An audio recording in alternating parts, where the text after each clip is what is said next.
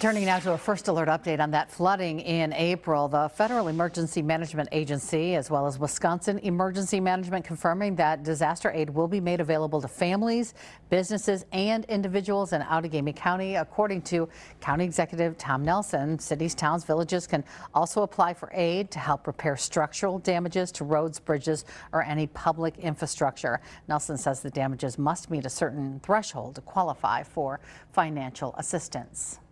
This does not always happen. In fact, it is rare that a storm, in this case a flood, is of such a magnitude that FEMA allows individual assistance.